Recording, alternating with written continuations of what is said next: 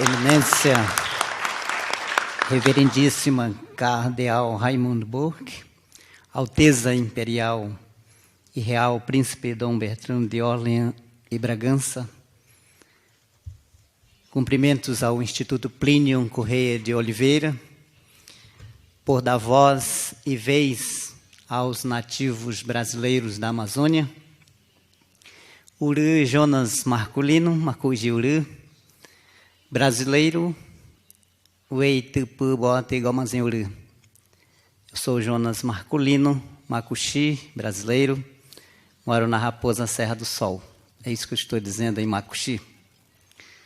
Com muito orgulho, represento os povos nativos da Amazônia nesta convenção organizada pelo Instituto Plínio Correia de Oliveira. Agradeço o convite para falar neste lugar simbólico, esta tribuna para o mundo que é a Roma eterna, do milenário império e dos papas. Já tinha ouvido falar muito, agora eu estou presenciando alguma coisa. A nossa liderança vem de longe,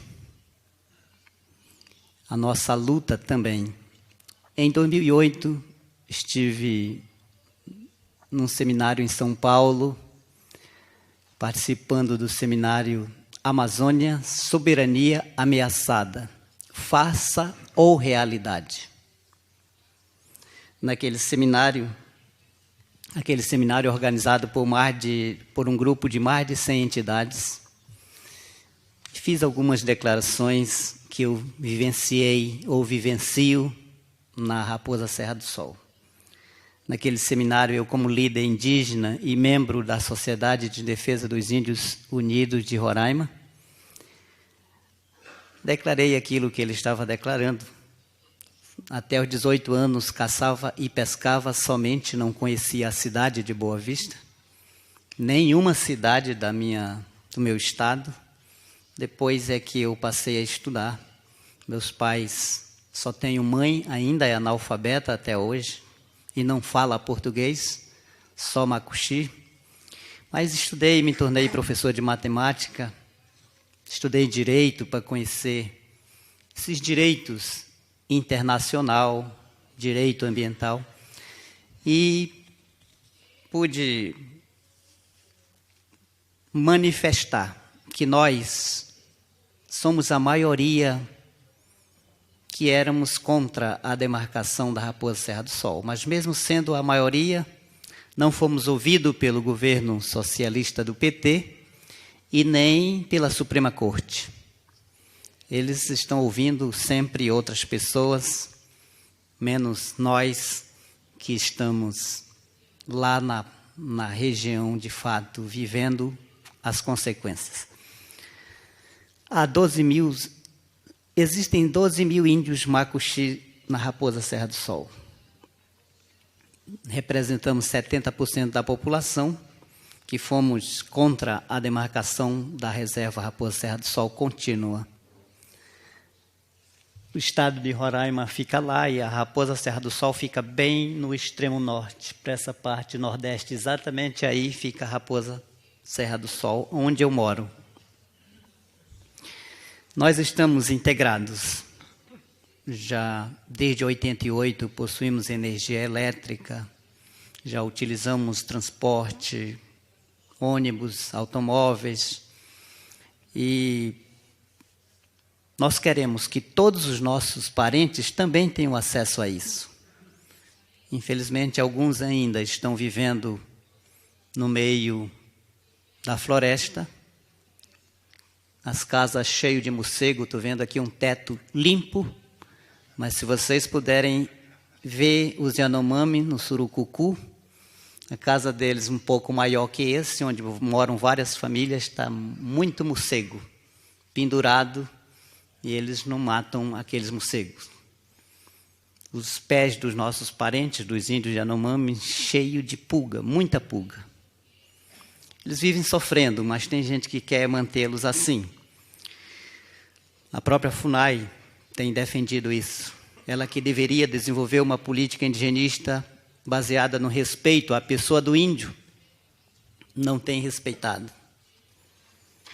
Tem proibido o acesso ao desenvolvimento, tem desenvolvido uma política de retrocesso mesmo, uma política que tem nos condenado ao atraso, ha condenado milhares de índios no Brasil ao atraso. Senhoras e senhores, devo falar um pouco sobre a Amazônia do ponto de vista de um nativo. Alguns povos indígenas estão nas Américas bem antes dos portugueses e de quaisquer outras nações do mundo, do velho mundo. Na Amazônia entraram sertanistas, aventureiros, missionários, etnólogos, zoólogos, antropólogos, cientistas, estudiosos que ouviam a oportunidade, a possibilidade de dar aos índios uma nova forma de vida. Todo esse processo de mudança cultural levou à assimilação dessas tribos indígenas pela civilização brasileira, pelo povo brasileiro, e conduziu a sociedade indígena a uma fusão de cultura, de costumes, de tradição, de sentimentos. Grupos de pessoas, foram grupos de pessoas que, partilhando os mesmos sentimentos, as mesmas ideias, os mesmos pensamentos, que incorporaram nessa vida cultural dos povos indígenas. Houve essa integração, essa interação, essa miscigenação, mas infelizmente tudo isso foi destruído pelos missionários da teologia da libertação. Até pouco tempo os índios não tinham esse conflito, nem entre os próprios índios, nem entre índios e brancos. Mas com a chegada desses novos missionários, houve e hoje está quase consolidado isso. Não 100%, porque tem pessoas como eu que foi educado como brasileiro, com sentimento de patriotismo, de nacionalismo brasileiro, e que considera todos os nossos compatriotas, mas não é assim que está funcionando, porque membros de movimentos ambientalistas e ONGs nacional e internacional também pregaram isso. As influências externas, elas são reais e são muitas. A partir do século XX, entraram em cena muitas ONGs, muitos indigenistas religiosos, civis, políticos até, organizações não governamentais, nacionais e internacionais e até indígenas, e contribuíram para esse desmantelamento que a gente está falando. Seguiam à risca esse ideal comunista de novos missionários, com nova concepção da Igreja Católica que o Dr. Plínio Correia de Oliveira, no seu livro Tribalismo Indígena, o ideal comum no missionário para o Brasil do século XXI, explicou muito bem. Eu li esse livro quando recebi de presente de alguém lá em São Paulo que não conhecia. Mas fui presenteado e li muito bem o livro e entendi o que estava acontecendo conosco, lá em Roraima, como está acontecendo no Brasil inteiro. Mas os índios não querem retroceder, não. Eles querem o direito à liberdade, conquistar todos os direitos que nos permite ter acesso à dignidade humana. Milhares de indígenas já estão integrados à civilização. A maioria absoluta deles não vivem mais na idade da pedra lascada, não praticam mais antropofagia. Meu pai dizia que nossos avós comiam os outros macuxi. Lian e Monaicó eram dois grupos que um comia os outros e outros não. Eram comidos pelos outros. Mas hoje não existe mais isso. Algumas tribos indígenas que praticam o infanticídio hoje, matando crianças que nascem com defeitos, Eles fazem porque os antropólogos estão dizendo que isso é tradição e deve permanecer.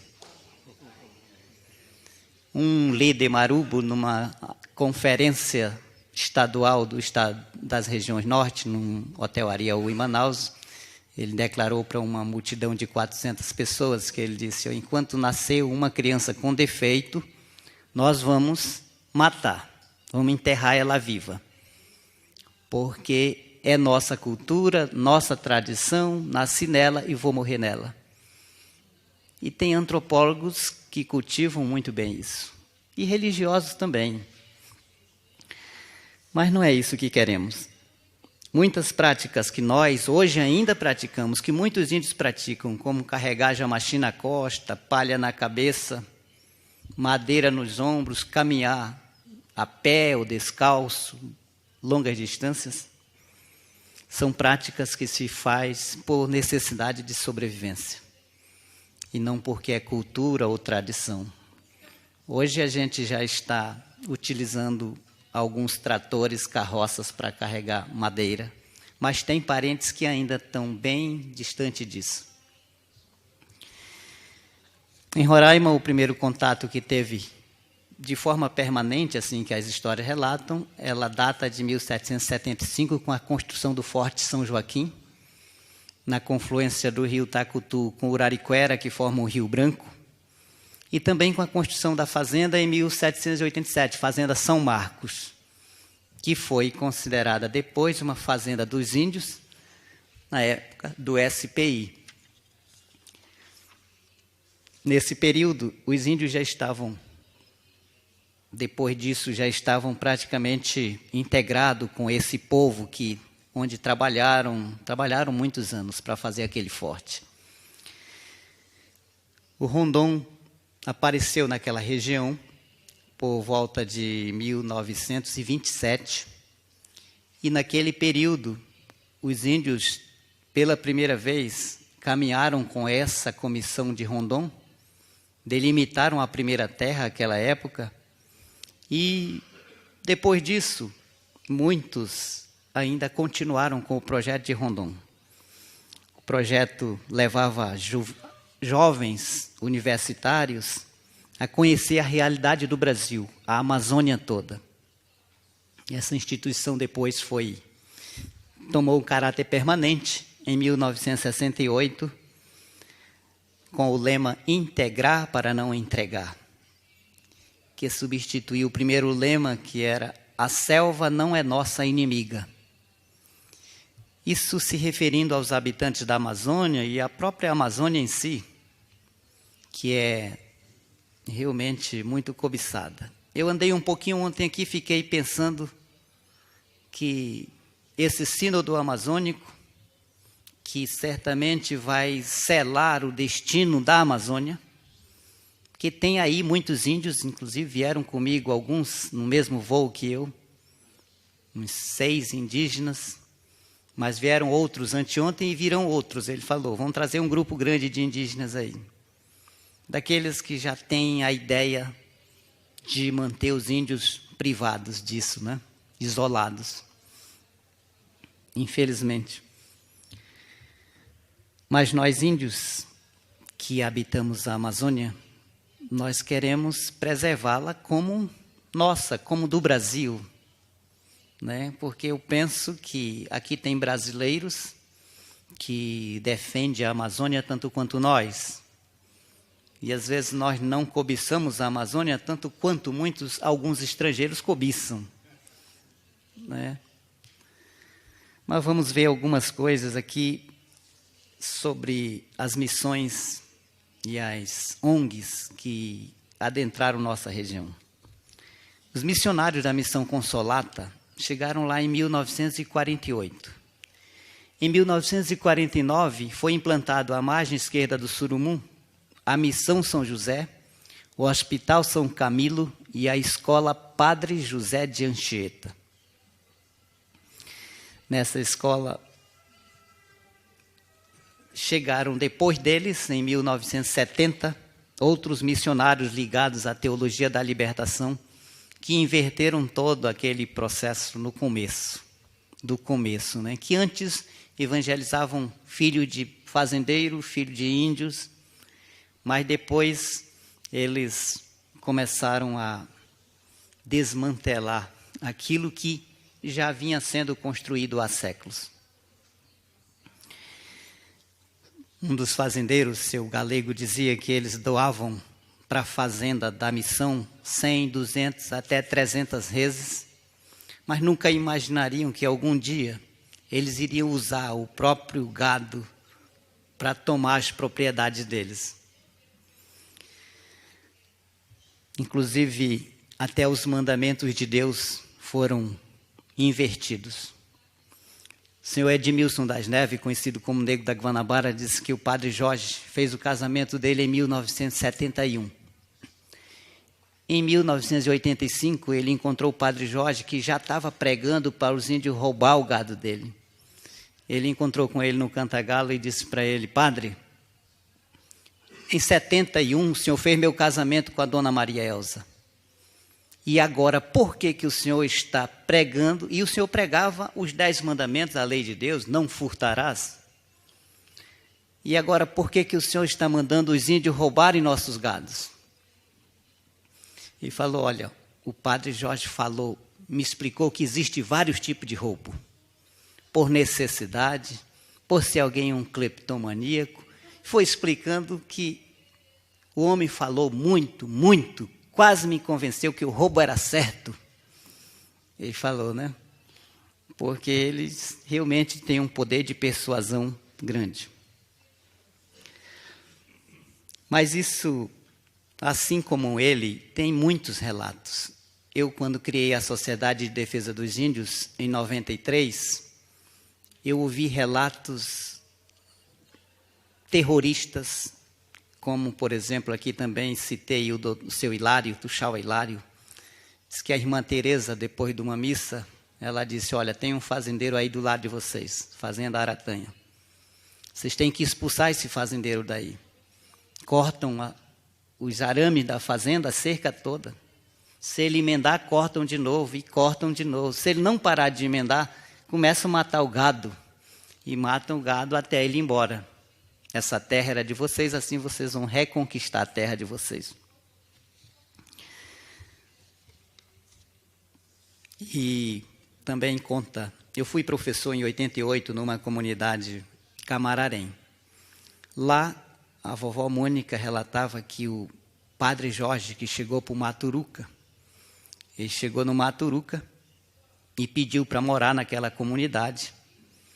E o Tuxaua permitiu, e em seguida logo ele pegou um indígena de lá chamado Jaci Souza.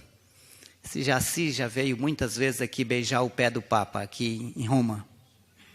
Ele foi o líder que liderou toda esse desmantelamento. E ele levou o Jaci, ficou com ele fora um tempo, depois voltou. Quando chegou de volta para lá, para a comunidade, em um mês mais ou menos, o Tuxaua morreu. Ela acha que ele matou o Tuxaua para o Jaci assumir a liderança, para ele fazer o trabalho que tinha para fazer. E conseguiu fazer esse trabalho. Em 30 anos, eles conseguiram desfazer tudo que fora construído em Roraima por mais de 100 anos. Um século de prosperidade com base na liberdade econômica, na propriedade privada e nos fundamentos até mesmo do princípio capitalista, que era de lucrar, de ganhar, enquanto se falou aqui que o índio não pensa em lucrar, né? Hoje o índio tem esse espírito. Ele tem sim o espírito de compartilhar, mas ele também quer ganhar alguma coisa. Né? Isso é uma realidade. Ninguém pode negar que o índio tem que viver sem ter lucro, sem ter qualquer coisa. Ele tem que produzir com sobra para ajudar o irmão, né? Senão não tem como ajudar. Em pouco tempo, tudo que foi construído foi destruído em nome de um primitivismo. Outra tática realmente foi a invasão de aldeias, a dissolução das aldeias, a divisão. As grandes comunidades que Marechal Rondon registrou como Grande Malocas, Contão, Limão, Barro e outras comunidades, elas foram dissolvidas em pequenas comunidades. Eles pediram para criar comunidades perto de fazenda e perto das vilas, perto onde tinha um branco, tinha que ter uma comunidade. E criaram muitas lideranças indígenas, muitos caciques indígenas, e ninguém mais exercia aquela grande liderança. Os grandes líderes deixaram de ser grandes líderes e passaram a ser. Eu, por exemplo, representava uma comunidade com 1.400 pessoas, enquanto tinha 20 que representavam menos de 500 pessoas. Mas eram também tuxauas. E quando alguém chegasse, por exemplo, eu chegava com algum de vocês aqui dizendo que eu sou um líder, se chegasse 20, vocês respeitariam mais os 20, mesmo que tinham poucas pessoas representadas por eles.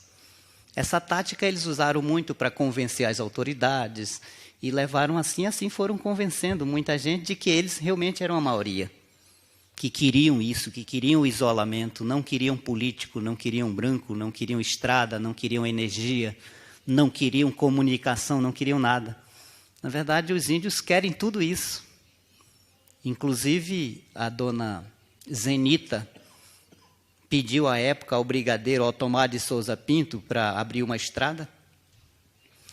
E ele mandou os maquinários para lá. Quando começou, o IBAMA chegou, a FUNAI chegou e pediram para parar. Ela tinha acabado de chegar de Brasília numa manifestação e ela disse que foi lá uma equipe de senadores. Ela falou, olha, eu fui a Brasília, eu vi que esse Brasil está tudo cortado de estrada. Por que não dá para cortar mais 20 quilômetros até a minha comunidade de Pacaraima para Ubaru? Por que só vai dar impacto nesse trecho e não deu impacto nesse Brasil inteiro? Mas realmente não se abriu estradas desde 1981 para cá, não se abriu estrada para canto nenhum. Ela coincide exatamente com aquele documento que eu devo falar um pouco sobre ele aqui. Os padres realmente operaram um processo de lavagem cerebral nos índios. Faziam assembleias que rodavam 24 horas. E os índios eram mostrados filmes de branco surrando um índio. Isso para insinuar realmente o índio a odiar o branco. Esse povo que não gosta de branco, como dizem, eles foram insinuados assim, foi trabalhado dia e noite, durante muito, muito tempo. Eu sei que o capitalismo e o socialismo nunca conviveram harmoniosamente, né? Diz um filósofo inglês que a desvantagem do capitalismo é a distribuição desigual das riquezas. E a vantagem do socialismo é a distribuição igual das misérias. Como a gente vê hoje, o socialismo graçando na Venezuela, né, e muitos venezuelanos. Eu andei aqui ontem um pouco, a pé com o amigo ali, deve estar por aqui, o Plínio, e andei não sei quantos quilômetros a pé aqui, e encontrei um dormindo na rua, no chão. Lá em Boa Vista, em toda a região, tem milhares dormindo no chão. A maioria venezuelanos que estão fugindo do socialismo de Maduro. A FUNAI, ela nunca deu apoio realmente ao desenvolvimento dos povos indígenas. A FUNAI sempre contribuiu para o isolamento, com essa política do isolamento. E nós, como já disse, não queremos ficar isolados. Com o objetivo de nós manifestar os nossos interesses, e nós criamos a Sociedade de Defesa dos Índios Unidos de Roraima em 22 de setembro de 93, para defender o nosso desenvolvimento socioeconômico e cultural. Nessa época, a FUNAI caminhava junto com a Diocese de Roraima, com o CIMI, com o CI, trabalhando realmente para colocar o índio contra tudo aquilo que a civilização chama de progresso. Essa política de isolamento, que vinha funcionando praticamente, está funcionando em toda a Amazônia, ela tem deixado muita gente sofrendo. Como falei, os Yanomamis, é crítico o estado de muitos Yanomamis, com exceção do Davi Yanomami Copenaua, que o mundo inteiro conhece o Davi, né? O Papa conhece o Davi, muitos chefes de estados, o Canadá, os Estados Unidos, a Alemanha, tudo isso conhece o Davi Copenaua. Só a comunidade dele tem um pouco de assistência, mas o povão em si vive aquilo que eu falei para vocês, no meio de morcego, com bicho num pé, com pulga num pé, vivem realmente sofrendo. Mas é isso que eles têm trabalhado. Nas reservas, os índios não são livres. Outro dia, nós fomos ficar uma semana com nossos parentes do Aimiri e Atruari.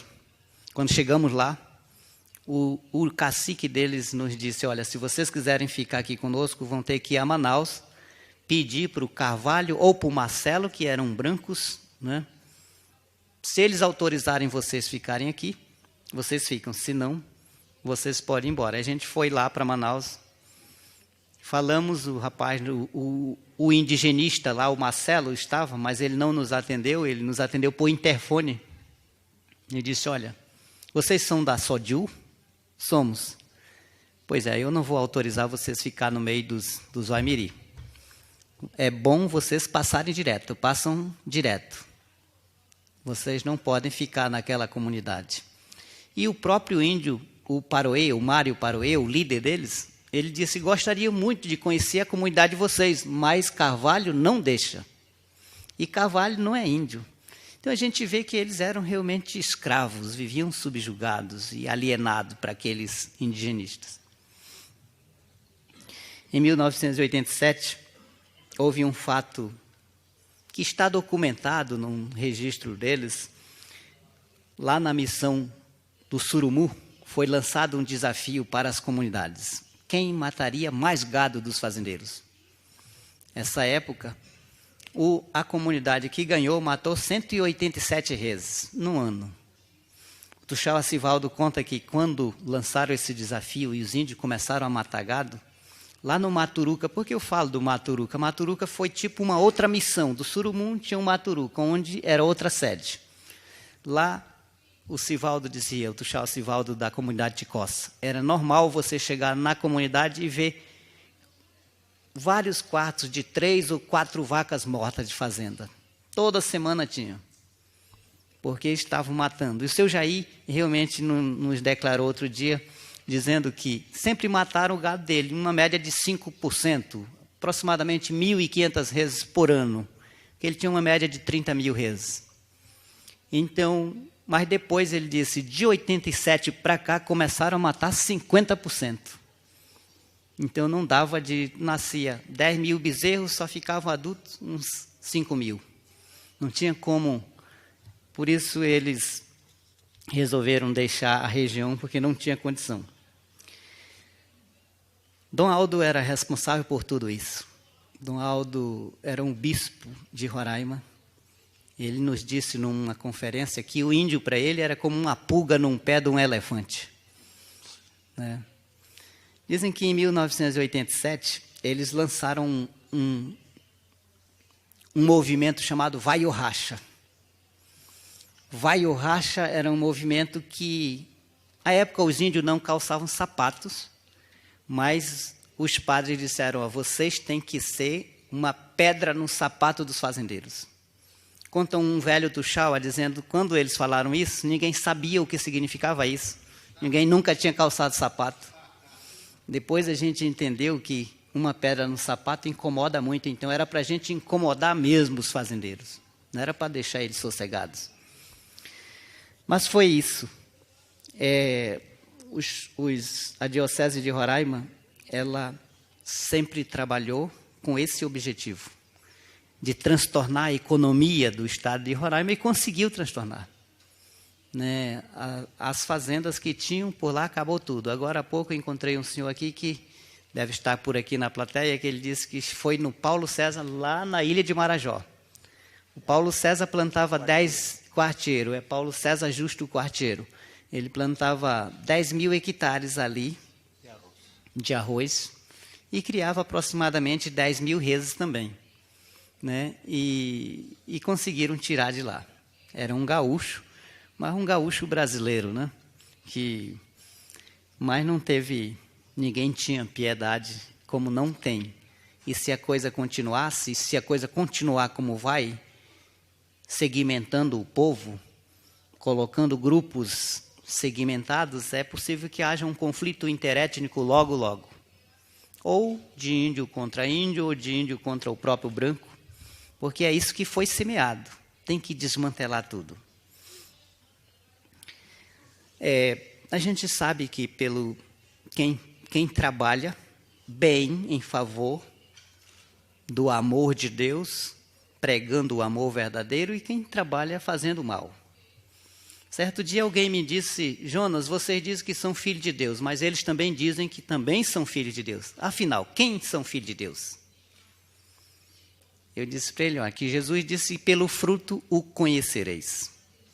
Então, se você odeia, está contrariando a lei de Deus, que amarás o Senhor teu Deus de todo o teu coração, de toda a tua força, de todo o teu entendimento, e o teu próximo como a ti mesmo. Mas se você odeia, está contra a lei de Deus, então não pode ser de Deus. Né? E a gente vê isso na prática, é pregando o ódio mesmo. Ao que nos parece, só a SODIU é uma organização que é puramente indígena, não teve influência de indigenistas, ambientalistas, de estrangeiros, só ela. Talvez ela conhece a Diretriz Brasil número 4, ano 0, que foi destinada ao Brasil, que diz na letra A Amazônia total, cuja maior área fica no Brasil, mas pertencente também ao território colombiano, venezuelano e peruano, é considerado um patrimônio da humanidade. A posse dessa imensa área pelos países mencionados é meramente circunstancial, não só por decisão da maioria dos membros presentes ao simpósio, como também por decisão filosófica dos mais de 1.000 membros do Conselho, dos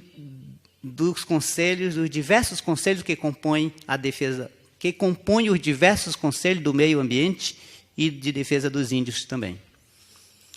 Então, na letra, outras letras, diz: é nosso dever manter a floresta amazônica e os seres que nela vivem, como índios, os animais silvestres, os elementos ecológicos, no estado em que a natureza os deixou antes da chegada dos europeus. É nosso dever garantir a preservação do território da Amazônia e dos seus habitantes aborígenes para seu desfrute pelas grandes civilizações europeias cujas áreas naturais estejam reduzidas a um limite crítico. É preciso que o índio veja e tenha consciência de que o missionário é a sua única salvação. Passar aqui a conclusão, que já acabou o tempo, mas a nossa liderança vem crescendo cada dia mais e vem conquistando outros povos, a fim de que nós nos livremos dessa ditadura do Conselho Indigenista Missionário, que tem nos causado tantos mal e de tantas ONGs. O monopólio de Cacique Raoni, como temos visto, né, está chegando praticamente, ou já chegou ao fim. Raoni esteve com o Papa Francisco e o presidente francês Macron. Ele não representa, de fato, os povos da Amazônia. Ele, muitas vezes, decide coisas assim como estamos aqui.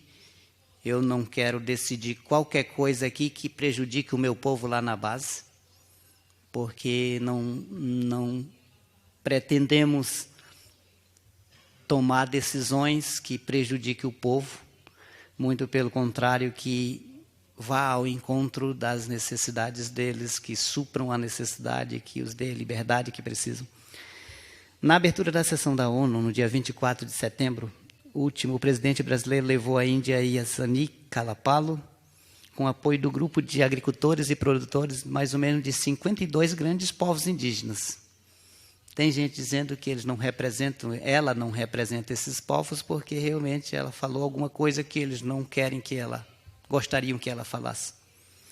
No depoimento obtido pela revista Catolicismo, edição de setembro do corrente, confirma que o desejo de novas lideranças como a Índia Kainá Munduruku, ela mostra que a situação mudou para os povos indígenas. Eles estão despertando, querendo mais liberdade. Não aceitam que os antropólogos ditem e os indigenistas imponham a nossa identidade, pois nós sabemos bem quem somos. Kainá conclui no seu discurso dizendo que o que precisa ser feito para os povos indígenas é dar-lhes oportunidade de trabalho. Quem vai conseguir comprar suas coisas com uma Bolsa Família? Quem vai ter dignidade? Ninguém.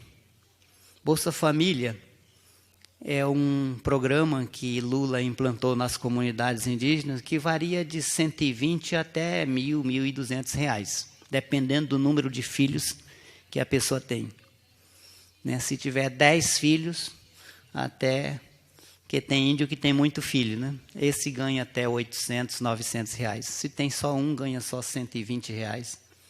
E é assim, ele propagou isso. Mas isso não dá para dar dignidade a ninguém, para comprar o que é necessário, para pagar uma boa educação.